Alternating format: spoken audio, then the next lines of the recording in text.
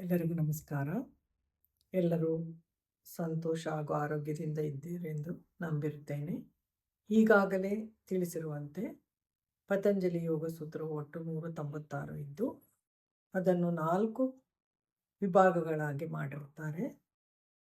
ಈ ಸೂತ್ರದ ವಿವರಣೆಯನ್ನು ಹಾಗೂ ಅದರ ಬಗ್ಗೆ ವ್ಯಾಖ್ಯಾನವನ್ನು ಸ್ವಾಮಿ ವಿವೇಕಾನಂದ ಹಾಗೂ ಶಂಕರಾಚಾರ್ಯರು ಹಾಗೂ ಇನ್ನಿತರರು ಇದರ ಬಗ್ಗೆ ವಿವರಣೆಯನ್ನು ವ್ಯಾಖ್ಯಾನವನ್ನು ನೀಡಿರುತ್ತಾರೆ.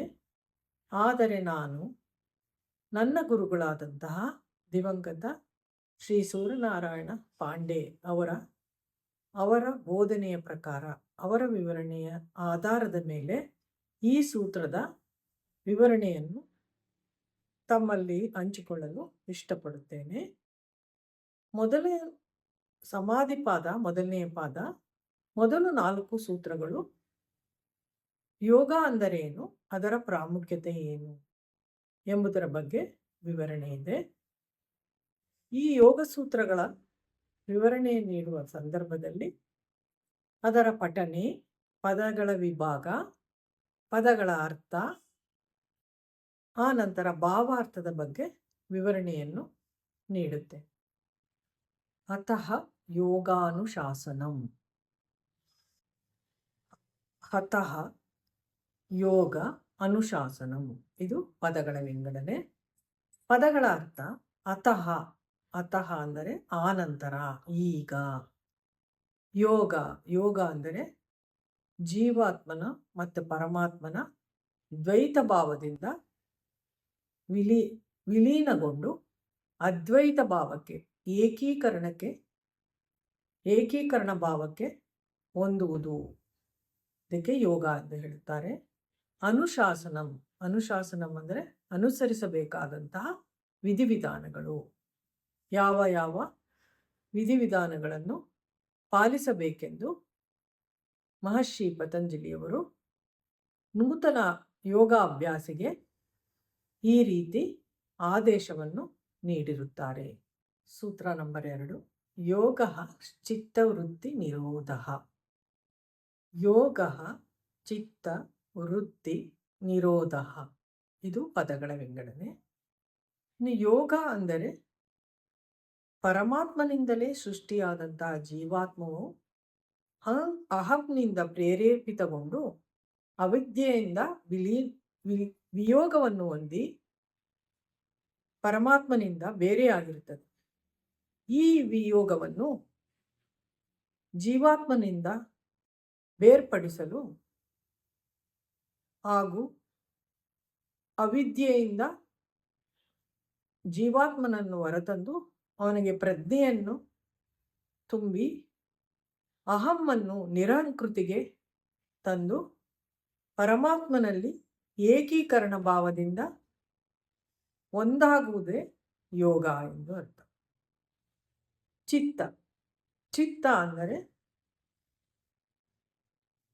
ಚಿತ್ತ, ಬುದ್ಧಿ, ಮನಸ್ಸು, ಅಹಂಕಾರ ಇವುಗಳ ಸಮೂಹಕ್ಕೆ ಚಿತ್ತ ಎಂದು ಅರ್ಥ. ಇನ್ನು ವೃತ್ತಿ ಈ ಶಬ್ದವು ವೃತ್ತ ಶಬ್ದದ ಕ್ರಿಯಾವಿಶೇಷತೆ ಆಗಿದೆ. ವೃತ್ತ ಎಂದರೆ ಸರ್ಕಲ್. ಯಾವುದೇ ಪ್ರಾರಂಭದಿಂದ ಹೊರಟು ಮತ್ತೆ ಹೊರಟಲ್ಲಿಗೆ ಬಂದು ಸೇರುವುದು ವೃತ್ತ ಎಂದರೆ ಸರ್ಕಲ್. ಸೊ ಮನುಷ್ಯನು ತನ್ನ ಜೀವನ ನಿರ್ವಹಣೆಗಾಗಿ ಅನೇಕ ವೃತ್ತಿಗಳನ್ನು ಮಾಡುತ್ತಲೇ ಬಂದಿರುತ್ತಾನೆ. ಅವನ ಹಸಿವು, ಬಾಯಾರಿಕೆ, ರೋಗ, ರುಜಿನ, ದಾರಿದ್ರ್ಯತೆಯನ್ನು ಹೋಗಲಾಡಿಸಿಕೊಳ್ಳಲು ಅನವರತ ಚಟುವಟಿಕೆಯಿಂದ, ಚಿಂತೆ, ವಿಚಾರಗಳಿಂದ ತೊಡಗಿರುತ್ತಾನೆ. ನಿರೋಧ ಅಂದರೆ ತಡೆ ಹಿಡಿಯುವುದು, ತಟಸ್ಥತೆ.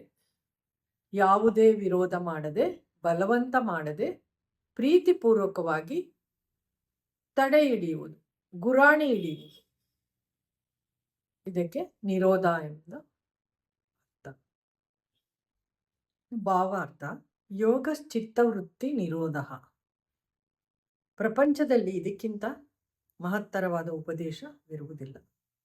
ಮಹರ್ಷಿ ಪತಂಜಲಿಯವರು 2ನೇ ಸೂತ್ರದಲ್ಲಿ ಪರಮಾತ್ಮನೊಡನೆ ಜೀವಾತ್ಮನ ಏಕೀಕರಣವಾಗಬೇಕಾದರೆ ಮನಸ್ಸಿನ ಪ್ರಶಾಂತತೆ ಇವು ಬಹಳ ಅಗತ್ಯವೆಂದು ಈ ಸೂತ್ರದಲ್ಲಿ ತಿಳಿಸಿರುತ್ತಾರೆ. ಮನಸ್ಸು ವೃತ್ತಿಪರವಾಗಿದ್ದು ಒಂದಲ್ಲ ಒಂದು ವಿಚಾರಗಳಿಂದ ಚಟುವಟಿಕೆಗಳಿಂದ ಕೂಡಿರುತ್ತದೆ. ಅದನ್ನು ಅಷ್ಟು ಸುಲಭವಾಗಿ ಪ್ರಶಾಂತತೆಗೆ ತರಲು ಸಾಧ್ಯವಿರುವುದಿಲ್ಲ.